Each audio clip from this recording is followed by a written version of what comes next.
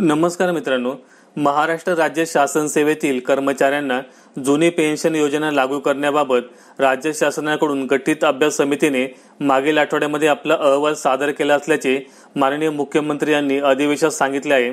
यावर राज्याचे मुख्य सचिव, उपसचिव वित्त विभागामार्फत अभ्यास सुरू असल्याचे सांगण्यात आले आहे। तर आगामी राज्याच्या अर्थसंकल्पामध्ये राज्यातील कर्मचाऱ्यांना जुनी पेन्शनप्रमाणे पेन्शन योजना लागू करण्याबाबत अधिकृत घोषणा करण्यात येणार असल्याचे आश्वासन राज्याचे मुख्यमंत्री एकनाथ शिंदे यांनी अधिवेशनादरम्यान दिले आहे। या आश्वासनामुळे राज्यातील कर्मचाऱ्यांनी दिनांक 14 डिसेंबर पासून संप मागे घेतलाय।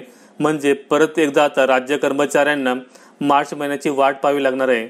यावेळी राज्याचे उपमुख्यमंत्री श्री देवेंद्र फडणवीस पत्रकारांशी बोलताना सांगितले की जुनी पेन्शनबाबत केंद्र सरकारकडून गठीत समितीच्या अहवालानुसार केंद्र सरकारकडून निर्णय घेतल्यानंतर राज्य शासनाकडून केंद्र सरकारच्या धर्तीवर राज्यातील कर्मचाऱ्यांना नवीन पेन्शन प्रणाली लागू करता येईल।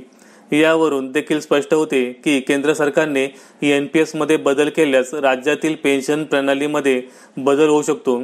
जर केंद्र सरकारकडून केंद्रीय बजेटमध्ये पेन्शन प्रणालीमध्ये सुधारणा न केल्यास राज्य शासनाकडून गठीत समितीच्या अहवालानुसार पेन्शन प्रणाली लागू केली जाणार आहे। मिळालेल्या माहितीनुसार केंद्र सरकारकडून गठीत अभ्यास समितीने कर्मचाऱ्यांच्या सेवा कालावधीनुसार पेन्शन प्रणाली लागू केली आहे। म्हणजे जेव्हा कालावधीनुसार सेवानिवृत्तीच्या वेळी मिळणाऱ्या मूळ वेतनाच्या 35%, 40%, 50% रक्कम सेवानिवृत्तीनंतर पेन्शन म्हणून दिली जाणार आहे।